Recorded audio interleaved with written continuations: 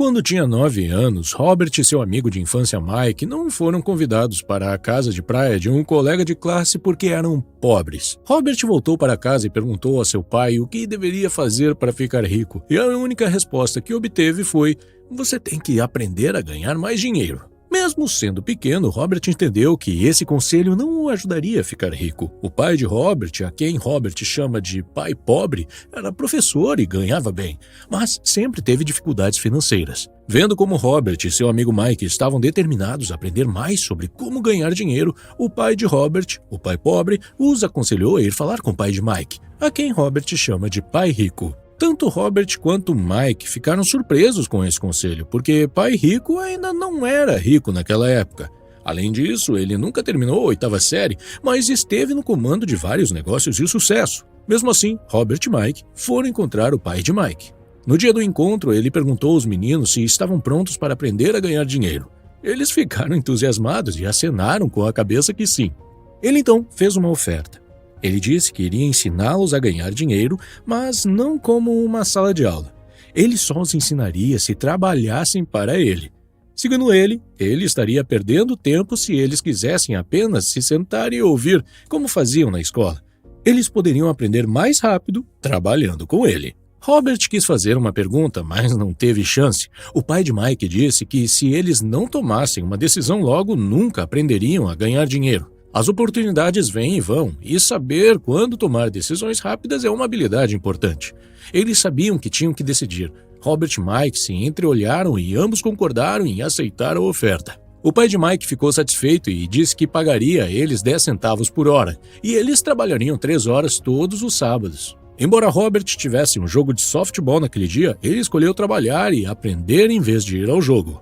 Ele sabia que essa era a sua oportunidade, não quis desperdiçá-la. Então, Robert e Mike começaram a trabalhar para a senhora Martin, que era funcionária do pai de Mike e cuidava de um pequeno supermercado.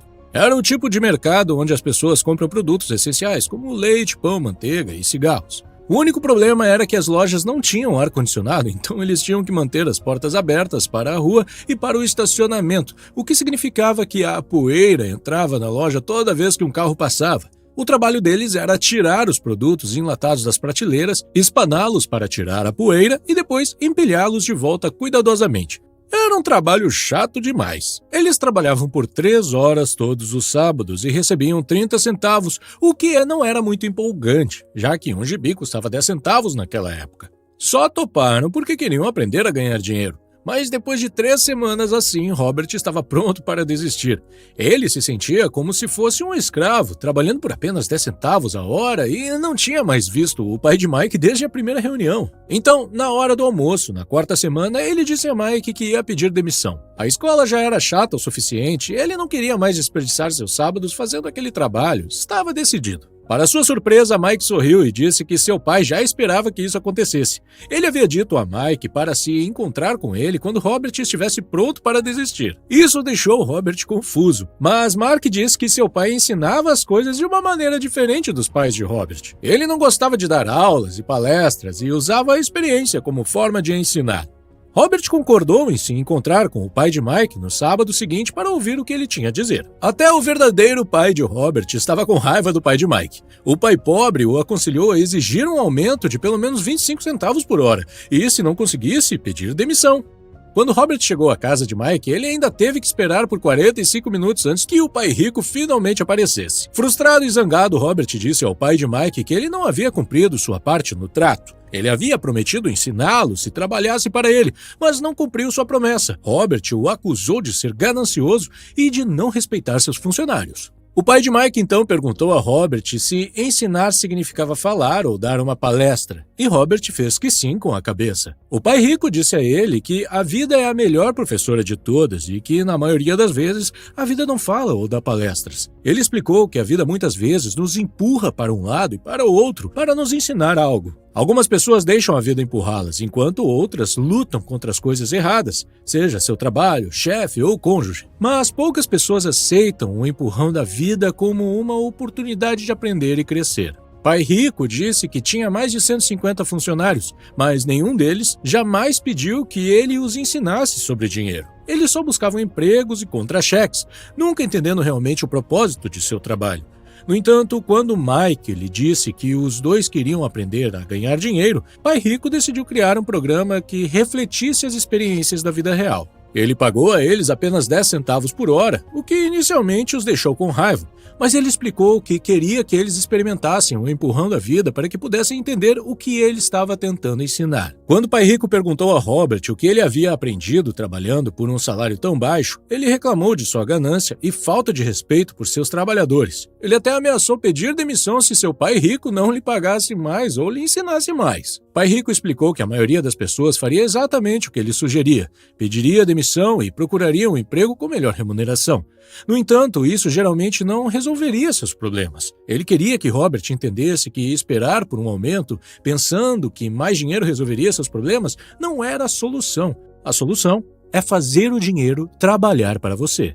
Robert estava lentamente começando a entender a lição que Pai Rico estava tentando ensinar. Pai Rico perguntou se Robert ainda tinha paixão por aprender. Quando Robert disse que sim, ele disse que iria parar de pagá-lo pelo trabalho na loja. Robert ficou confuso. Veio pedir um aumento, mas agora ia trabalhar de graça. Pai Rico disse que se ele quisesse ganhar mais dinheiro, precisaria usar a cabeça e descobrir. Robert e Mike trabalharam de graça por 3 semanas. Um dia, o pai de Mike apareceu e levou os meninos para fora para tomar um sorvete. Pai Rico perguntou se eles já tinham aprendido alguma coisa. Eles responderam que não. O Pai Rico disse-lhes que era melhor se apressarem e começarem a pensar na lição que os aguardava. Para explicar a lição, ele pediu aos meninos que olhassem para a Sra. Martin e para as pessoas no parque e pensassem se a vida que estão vivendo lhes parece emocionante. Eles trabalharam duro por pouco dinheiro durante toda a vida, agarrados à ilusão de segurança no emprego e ansiosos por 3 semanas de férias a cada ano e talvez uma aposentadoria após os 45 anos de serviço. Pai Rico disse a eles que se esse tipo de vida os entusiasmava, ele estava disposto a oferecer-lhes um aumento de 25 centavos por hora. Seus batimentos cardíacos aceleraram e eles sabiam que o valor era muito para eles, mas ainda assim eles disseram que não. Vendo a resistência deles, Pai Rico aumentou sua oferta para $1 por hora. Depois, para $2. Cada vez que ele aumentava sua oferta, o coração de Robert começava a explodir e seu cérebro o pressionava a aceitar a oferta. Ele sabia que $2 por hora faria dele o garoto mais rico do mundo. Ele não conseguia imaginar ganhar tanto dinheiro. Ele quis dizer sim. Ele já podia imaginar uma bicicleta nova, uma nova luva de beisebol e a adoração de seus amigos quando ele exibisse o dinheiro. Mas, de alguma forma, sua boca permaneceu fechada. Pai Rico estava olhando para os 2 garotos que o encaravam de volta, olhos arregalados e cérebros vazios. Ele os estava testando e sabia que havia uma parte de suas emoções que queria aceitar o acordo. Ele sabia que cada pessoa tem uma parte fraca e carente de sua alma que pode ser comprada, e ele sabia que cada indivíduo também tinha uma parte de sua alma que era resiliente e nunca poderia ser comprada. Era apenas uma questão de qual das partes era mais forte. Então, ele fez uma oferta final de $5 por hora. De repente, as expressões dos meninos mudaram e seus olhares vazios se transformaram em calma. Era como se a tentação desaparecesse naquele momento. Eles sentiram que a parte de sua alma, que era fraca e carente, foi silenciada. E quem assumiu o controle foi a parte que não tinha preço. O Pai Rico disse que era bom que não tivessem preço. A maioria das pessoas tem preço, porque suas vidas eram controladas pelo medo e pela ganância. O medo de ficar sem dinheiro os faz trabalhar duro por um salário, mas assim que eles têm o dinheiro, a ganância os faz pensar em todas as coisas que poderiam comprar, o que os faz precisar de mais dinheiro, o que os faz gastar mais e trabalhar mais. É o que o Pai Rico chamava de corrida de rato. Mike perguntou se havia outra maneira e Pai Rico disse que sim, mas poucas pessoas sabem disso. Mike queria saber qual era. E Pai Rico disse que aprenderiam trabalhando com ele de graça. Mike pediu uma pista e Pai Rico respondeu que o primeiro passo é dizer a verdade. Quando questionado sobre qual verdade, ele respondeu que era sobre como eles se sentiam, e eles deveriam confessar para si mesmos, não para os outros. Pai Rico expressou dúvidas de que as pessoas que trabalham para ele sejam capazes de confessar sua verdade. Em vez disso, eles sentem medo de não ter dinheiro e respondem emocionalmente, em vez de logicamente. Eles não confrontam seus medos e suas emoções acabam por controlar seus cérebros. Eles trabalham para ganhar dinheiro, esperando que isso alivie seu medo. Mas isso nunca acontece. O dinheiro governa suas emoções e almas, mas eles se recusam a reconhecer essa verdade. Pai Rico os incentivou a evitar essa armadilha, afirmando que ser rico não resolve o problema. E quando lhe perguntaram o porquê, ele apresentou a outra emoção-chave: o desejo. É comum as pessoas desejarem coisas melhores, mais bonitas ou mais excitantes. Muitas vezes trabalham por dinheiro porque acham que isso os fará felizes, mas a felicidade do dinheiro dura pouco. Muitas pessoas ricas são realmente movidas pelo medo, pensando que o dinheiro os fará se sentirem seguras. No entanto, acabam com medo de perder tudo, o que os deixa ainda mais ansiosas do que quando eram pobres. As emoções muitas vezes controlam nossos pensamentos e o medo pode nos levar a tomar decisões que não resolvem o problema real. Por exemplo, quando alguém tem medo de não ter dinheiro suficiente, pode pensar que conseguir um emprego é a única solução. Mas na realidade, o emprego é apenas uma solução temporária para um problema de longo prazo. É importante aprender a pensar por nós mesmos e não deixar que nossas emoções nos controlem. Pai Rico disse que viu esperança quando os dois meninos concordaram em trabalhar de graça. E também deram o primeiro passo quando resistiram às emoções e à tentação de ganhar um salário maior por hora. Eles estavam aprendendo a pensar, apesar de estarem emocionalmente carregados. Ele disse a eles para continuarem trabalhando e quanto mais cedo se esquecessem de precisar de um contra-cheque, mais fácil seria sua vida adulta. Ele os encorajou a continuar usando seu cérebro trabalhando de graça e logo somente lhes mostrariam maneiras de ganhar dinheiro muito além do que jamais poderia pagar. Eles seriam capazes de ver coisas que os outros não veriam. No momento em que vissem uma oportunidade, eles a veriam pelo resto de suas vidas. Os meninos seguiram o conselho de Pai Rico e logo viram uma oportunidade de criar uma biblioteca onde as crianças pudessem pagar uma taxa de admissão e ler quantos gibis quisessem. Eles contrataram a irmã mais nova de Mike para ser bibliotecária-chefe. Ela cobrou de cada criança 10 centavos pela entrada na biblioteca. Era uma pechincha para as crianças, já que uma história em quadrinhos custava 10 centavos cada, e poderiam ler 5 ou 6 em 2 horas. Mike e Robert ganharam em média $9,50 por semana durante um período de 3 meses. Eles pagavam à irmã deles $1 por semana e permitiam que ela lesse os quadrinhos de graça. Eles tiveram que fechar a biblioteca depois de 3 meses por causa de uma briga que aconteceu lá, mas já haviam aprendido como fazer o dinheiro trabalhar para eles, mesmo quando não estavam fisicamente presentes. Eles aprenderam a primeira lição: ricos não trabalham por dinheiro.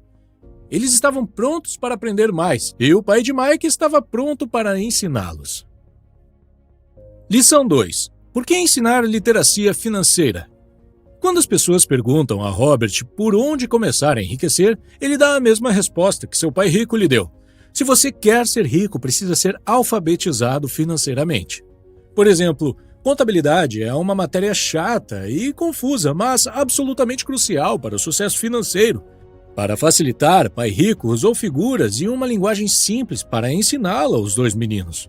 Uma das primeiras coisas que Pai Rico explicou a Robert e Mike foi a diferença entre um ativo e um passivo. Ele disse que se você quer ser rico, a única coisa que precisa fazer é comprar ativos. Isso é tudo o que você precisa saber para ficar rico. Mas, apesar de ser tão simples, é algo que muita gente não entende. Quando o Pai Rico explicou pela primeira vez a Robert e Mike, eles pensaram que estava brincando porque o conceito era muito simples. Como os adultos podem não entender isso? Todos não deveriam ser ricos então? O problema é que a maioria das pessoas foi educada de forma diferente por banqueiros, planejadores financeiros e outros. Então, eles precisam desaprender o que acham que sabe e por isso compram passivos pensando que são ativos. Robert usa definições simples para ativos e passivos. Ativo é algo que coloca dinheiro no seu bolso e passivo é algo que tira dinheiro do seu bolso. Este é o padrão de fluxo de caixa de um ativo. A parte superior do diagrama é um demonstrativo de renda, geralmente chamado de demonstração de lucros ou prejuízos. Ela exibe receitas e despesas, dinheiro que entra e dinheiro que sai. A parte inferior do diagrama é um balanço. Chama-se assim porque deve equilibrar os ativos contra os passivos. Os ativos aumentam sua renda. Eles colocam dinheiro no seu bolso. Por exemplo, se você tem uma casa e aluga, ela é um ativo, porque ela coloca dinheiro no seu bolso todos os meses. Este é um padrão de fluxo de caixa de um passivo. Um passivo tira dinheiro do seu bolso. Se você quer ser rico, o que precisa fazer é evitar passivos e, em vez disso, comprar mais ativos. Por meio desses diagramas simplificados, você pode facilmente verificar como cada pessoa lida com o dinheiro. Robert diz que muitas vezes os endividados acham que a resposta para o problema é ganhar mais dinheiro. Só que mais dinheiro nem sempre resolve os problemas, e ainda por cima pode agravá-los. É por isso que muitas pessoas que recebem um súbito ganho inesperado, ganham na loteria ou recebem uma herança, conseguem acabar com tudo rapidamente. Um aumento no caixa só resulta em um aumento nos gastos. O que falta para muitas pessoas é educação financeira. É por isso que algumas pessoas podem ter sucesso em suas profissões e ainda assim ter problemas financeiros. Eles podem ter aprendido como ganhar dinheiro, mas não como administrá-lo. As pessoas podem ser muito inteligentes e ainda ser analfabetas quando se trata de finanças. Elas aprendem a trabalhar por dinheiro, mas não como fazer o dinheiro trabalhar para elas. Muitas pessoas ainda acreditam que sua casa é um ativo, mas Robert ensina que uma casa é um passivo, porque tira dinheiro do seu bolso por meio de impostos e outras despesas. Isso não significa que você não possa comprar uma casa. Você pode, claro, mas primeiro compre ativos que gerem o fluxo de caixa necessário para pagar a casa. Robert diz que se você quiser ficar rico, tudo o que precisa fazer é comprar mais ativos geradores de renda e manter seus passivos e despesas baixos. E quando você saberá que possui riqueza suficiente? Robert usa a seguinte definição para riqueza. Riqueza é a capacidade de uma pessoa sobreviver tantos dias à frente. Ou seja, se eu parasse de trabalhar hoje, quanto tempo poderia sobreviver? Outra forma de dizer, riqueza é a medida do fluxo de caixa da coluna de receita em comparação com a coluna de despesas. Quando seus ativos geram receita suficiente para cobrir suas despesas, você é rico, mesmo que ainda não seja. Lição 3. Cuide de seus negócios. Um amigo de Robert foi a uma palestra de Ray Kroc, o fundador do McDonald's, na Universidade do Texas em 1974. Depois da palestra, Ray concordou em se juntar aos alunos em seu ponto de encontro favorito para tomar uma cerveja. Ele perguntou aos alunos em que negócios eles achavam que ele trabalhava. A princípio, eles riram e depois responderam que ele vendia hambúrgueres, é claro. Mas Ray disse a eles que não estava no negócio de hambúrgueres, mas no ramo imobiliário. Ele sabia que o terreno e a localização de cada franquia eram os fatores mais importantes para seu sucesso. Hoje, o McDonald's é o maior proprietário individual de imóveis do mundo, possuindo alguns dos cruzamentos e esquinas mais valiosos do mundo. Há uma grande diferença entre sua profissão e seu negócio. Frequentemente, Robert pergunta às pessoas qual é o seu negócio. E eles dizem, eu sou um banqueiro. Então ele pergunta se eles são donos de bancos. E eles geralmente respondem, não, eu trabalho lá. Nesse caso, eles confundiram sua profissão com seus negócios. Sua profissão pode ser banqueiro, mas eles ainda não têm seu próprio negócio. Há muitas pessoas que trabalham para os outros, trabalham para seus empregadores, para seu governo, quando pagam impostos, e para seu banco, quando pagam hipotecas e financiamentos. O que Ray Kroc e o pai rico sabiam era o segredo número 3 dos ricos. Cuide de seus negócios. Não passe a vida inteira trabalhando para outras pessoas. Muitas pessoas passam a vida cuidando dos negócios de outras pessoas e tornando-as ricas. Cuidar do seu negócio não significa necessariamente abrir uma empresa, embora para algumas pessoas seja o caso. Em vez disso, seu negócio gira em torno de sua coluna de ativos, não de sua coluna de receita.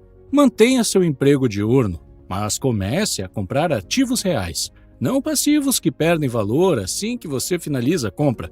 Mantenha as despesas baixas, reduza os passivos e construa diligentemente uma base sólida de ativos. Os pais precisam ensinar isso aos jovens antes de saírem de casa, para que entendam o que é um verdadeiro bem e não se vejam presos a um estilo de vida repleto de dívidas. Robert diz que os ativos de verdade se enquadram nas seguintes categorias. 1. Negócios que não requerem sua presença. Ele é o dono, mas são administrados ou gerenciados por outras pessoas. Se ele tem que trabalhar lá, não é um negócio, é um emprego. 2. Ações. 3. Títulos. 4. Imóveis geradores de renda. 6. Royalties de propriedade intelectual, como música e patentes. 7. Qualquer outra coisa que tenha valor, produza renda ou valorize e tenha mercado. Adquira ativos que você ama. Robert adora imóveis e, portanto, passa muito tempo pensando e comprando imóveis. Se você não gosta de imóveis, não invista neles. Mesmo enquanto trabalhava na Xerox, Robert cuidava de seus próprios negócios.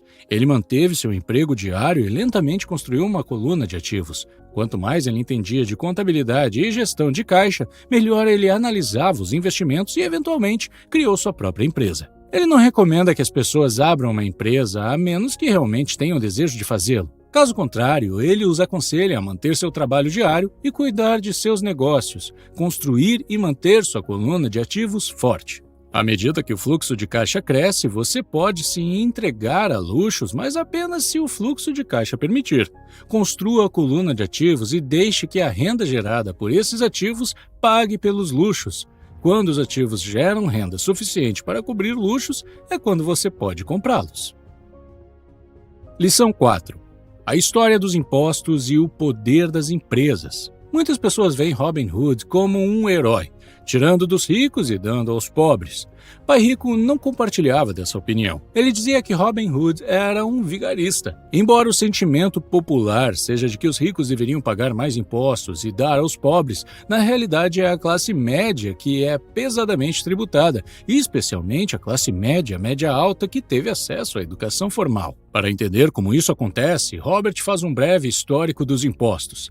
Na Inglaterra e nos Estados Unidos, originalmente não havia impostos, apenas taxas temporárias ocasionais para pagar coisas como guerras. Em 1874, a Inglaterra tornou o imposto de renda uma taxa permanente para seus cidadãos. E em 1913 foram os Estados Unidos que tornaram permanente o imposto de renda. Esses países conseguiram que os impostos fossem aceitos pela maioria porque inicialmente eram cobrados apenas dos ricos. No entanto, embora o imposto de renda tenha sido criado para punir os ricos, acabou punindo aqueles que votaram na existência do imposto, ou seja, os pobres e a classe média. Pai Rico explicou que ele e Pai Pobre eram opostos. O pai pobre, como funcionário do governo, era recompensado se gastasse dinheiro e contratasse pessoas, tornando sua organização maior.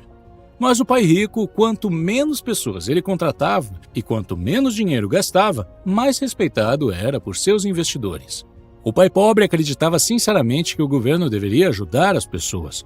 Para Robert, foi um desafio trabalhar para um dos maiores capitalistas da cidade e voltar para a casa de um importante líder do governo. Não era fácil saber em qual pai acreditar. Mas com o tempo, enquanto Robert estudava a história dos impostos, ele viu uma perspectiva interessante.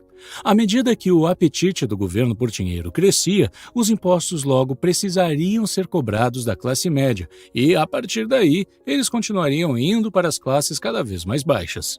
Mas os ricos viram uma oportunidade porque eles não jogam com as mesmas regras.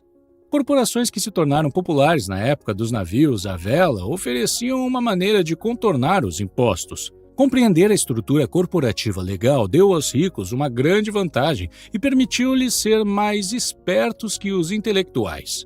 Uma corporação é simplesmente um documento legal que cria uma entidade legal. Não é realmente uma coisa, não é uma fábrica ou um grupo de pessoas, mas oferece uma taxa de imposto de renda mais baixa do que os indivíduos têm. É por isso que a maioria das pessoas ricas do planeta não paga impostos ou paga uma porcentagem muito pequena de sua renda como impostos. Tentativas de punir os ricos raramente funcionam porque os ricos encontram maneiras de minimizar sua carga tributária. Lição 5. Os ricos inventam o dinheiro. Nossa mente é o ativo mais importante. Se você a treinar do jeito certo, milhões podem ser feitos a partir de uma simples ideia ou de um acordo. Se você aumentar sua inteligência financeira, começará a ver coisas que os outros não veem. Em outras palavras, você começará a inventar dinheiro. Por exemplo, no início dos anos 90, a economia do Arizona, nos Estados Unidos, era terrível. Enquanto a maioria das pessoas estava assustada e alerta por causa da crise econômica, Robert e sua esposa Kim ganharam muito dinheiro. Robert dá um exemplo de compra de uma casa no valor de $75 mil por $20 mil. Eles tiveram que dar $2 mil como entrada, mas não tinham. Então, pediram ao amigo que emprestasse $2 mil por uma taxa de $200. O amigo concordou e, enquanto a compra estava sendo processada, Robert veiculou um anúncio anunciando a mesma casa de $75 mil por apenas $60 mil. E não exigiu nenhum pagamento inicial dos compradores. Assim que a casa passou a ser legalmente sua, ele a vendeu em minutos. E os 40 mil foram criados quase que do nada. Tempo total de trabalho, 5 horas. O que este exemplo simplificado ilustra é como as ideias podem gerar centenas de milhares de dólares se você melhorar sua inteligência financeira e ver o que os outros deixam passar. Robert diz: os mercados sobem e caem, os investimentos vêm e vão. O mundo está sempre oferecendo a você oportunidades únicas. Você simplesmente precisa ser capaz de vê-los. Quanto mais você desenvolver sua inteligência financeira, o que leva tempo, mais oportunidades lhe serão oferecidas. Há muitas mudanças pela frente no nosso mundo, e desenvolver seu QI financeiro permite que você veja esse futuro de mudanças através das lentes da animação, não do medo.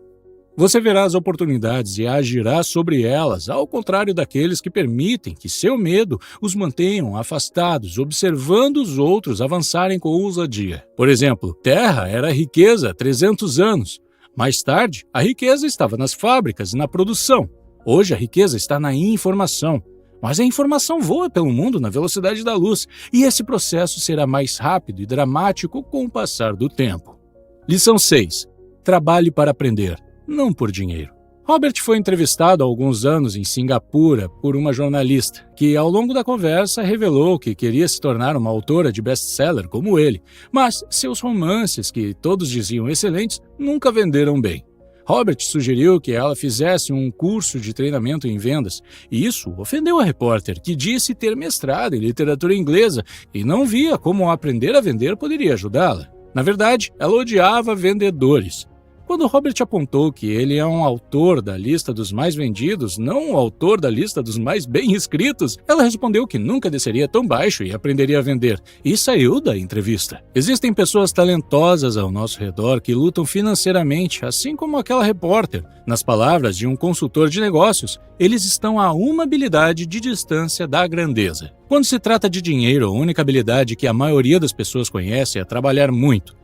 Se aquela repórter fizesse alguns cursos de venda, depois conseguisse um emprego em uma agência de publicidade, ela aprenderia muito sobre vendas e poderia usar esse conhecimento para vender mais romances. Quando Robert lançou seu primeiro livro, Empreendedorismo Não Se Aprende na Escola, um editor sugeriu que ele mudasse o título para A Economia da Educação. Mas Robert sabia que esse título não venderia bem. Mesmo sendo pró-educação, ele escolheu um título polêmico porque sabia que isso levaria a mais programas de TV e rádio. E funcionou. Pai Rico incentivou Robert a aprender um pouco sobre muito. É por isso que Robert e seu amigo Mike trabalharam em tantos empregos enquanto cresciam para ganhar uma variedade de experiências. A maioria das pessoas trabalha duro para conseguir um emprego seguro, concentrando-se em salários e benefícios a curto prazo. O que eles devem fazer é procurar um trabalho que lhes ensine as habilidades necessárias. Robert recomenda uma visão de longo prazo. Em vez de simplesmente trabalhar por dinheiro e segurança, arrume um segundo emprego para aprender uma segunda habilidade. Muitos resistirão a isso, porque não estão prontos para a mudança. Mas é como ir à academia. Você pode ter que se convencer a iniciar, mas ficará muito feliz por ter ido depois que o treino terminar. O pai pobre queria que Robert se especializasse, embora isso não tenha funcionado bem em sua própria vida. Ele nunca entendeu que quanto mais especializado você se torna, mais você fica preso e dependente dessa especialidade. Pai Rico, por outro lado, incentivou Mike e Robert a se prepararem e aprenderem sobre diversas áreas de negócios. Segundo Robert, as principais competências necessárias para o sucesso são: 1. Gestão do fluxo de caixa. 2. Gestão de sistemas. E 3. Gestão de pessoas. E as habilidades especializadas mais importantes são vendas e marketing. São habilidades que Robert desenvolve constantemente, participando de cursos ou comprando recursos educacionais para ampliar seus conhecimentos. Lição 7. Superando obstáculos. Há 4 principais razões pelas quais as pessoas não desenvolvem um fluxo de caixa abundante, mesmo quando são alfabetizadas financeiramente. São elas: 1. Medo. 2. Cinismo. 3. Preguiça. E 4. Maus hábitos. Vejamos cada uma delas. Superando o medo. Ninguém gosta de perder dinheiro. As únicas pessoas que nunca perderam dinheiro investindo são aquelas que nunca investiram. Todo mundo tem medo de perder dinheiro. A diferença é como você lida com o medo e a derrota. A principal diferença entre uma pessoa rica e uma pessoa pobre é como lidam com esse medo. Robert diz: nunca conheci uma pessoa rica que não tenha perdido dinheiro, mas não deixam que o medo os tire do jogo. A maioria das pessoas joga para não perder, quando precisa jogar para ganhar. E é por isso que tantas pessoas têm dificuldades financeiras. Elas podem até ter um portfólio seguro, sensato e equilibrado, mas não é um portfólio vencedor. Estão jogando para não perder. Por exemplo, um portfólio equilibrado não é uma coisa ruim, mas não vai ajudá-lo a ganhar muito. Não é assim que os investidores de sucesso jogam. Você deve ser um pouco desequilibrado no começo e colocar os seus ovos em algumas cestas e focar nelas.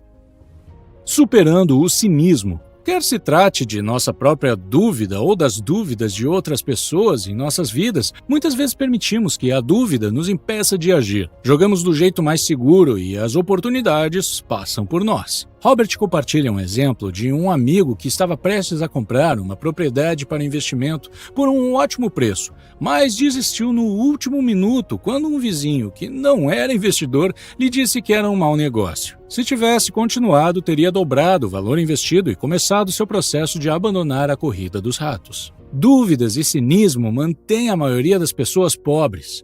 Pai Rico gostava de dizer: os cínicos criticam e os vencedores analisam. Os vencedores mantêm os olhos abertos e veem as oportunidades que todos os outros deixam passar. Por exemplo, o mercado imobiliário é uma poderosa ferramenta de investimento para quem busca independência financeira. No entanto, sempre que Robert menciona imóveis, ele costuma ouvir: não quero consertar banheiros, ou não quero lidar com problemas dos inquilinos.